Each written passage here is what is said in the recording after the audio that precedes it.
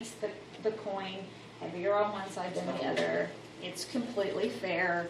So if that's the case, then our sample space, we have two possible, so we're flipping two fair coins. So we're going to call one of the coins event A.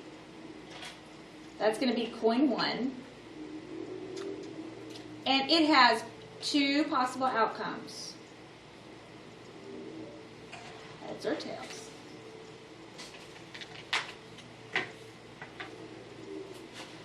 And then there's event B. That would be coin 2.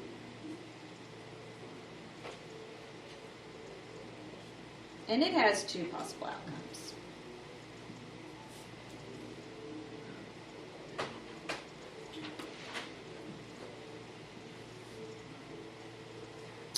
All right, so one of the ways that we like to come up with sample spaces is to use a tree diagram. So we use lots of tree diagrams in statistics. So if this is coin, I'm going to start with coin 1. There are two possibilities. I could flip heads, or I could flip tails.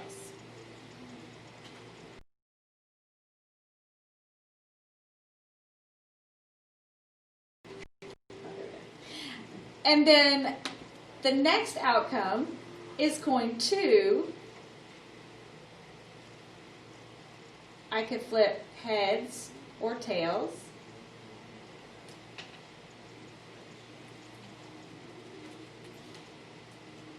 Or heads or tails. Why don't we have to do separate instead of breaking up this one? I'll show you. So here is our sample space. And when you have a tree diagram like this, you read it down the branch. So, and sample spaces we like to put in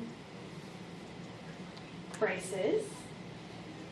I could have heads, heads. So I flipped heads on my first coin and then on my second.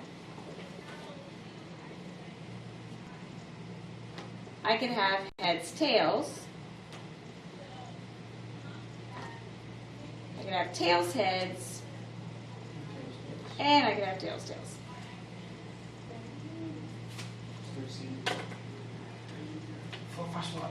So now, the reason that you don't necessarily have two separate ones is because I know these two things look similar, right? Heads, tails, and tails, heads. That's the same thing, right? But what if one of my coins was a quarter and the other coin was a $50? It's not the same thing. If I flipped the heads on the quarter and then a tails on the $50, and then I flipped a tails on the quarter and a heads on the $50, I really didn't get the same thing at all. So they are different.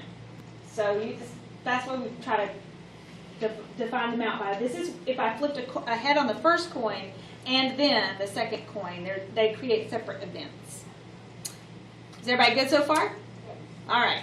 So we call these our possible outcomes, and the entire thing is called your sample space.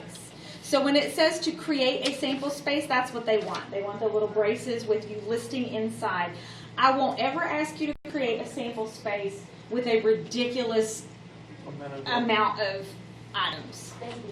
Coins, sometimes a spinner with 4 numbers maybe, or colors or something like that, but nothing like enormous, because that's not nice. Sometimes we do 2 dice, the sample space of 2 dice. We'll actually do that one a lot, and you'll get used to seeing that one. So, all right, so now let's see. This one says it's your turn to see how you do. For each experiment, determine the number of outcomes and identify the sample space. Use a tree diagram. Do you think there should be a limit on how much money can be donated to a political campaign by an individual? A probability experiment, I think the actual question's on the actual question's over here. A probability experiment where gender and an opinion response are recorded. So they gave us this to show us how many different opinion response choices we have. So we have 5 choices of response, and for the purposes of this class, there are 2 genders.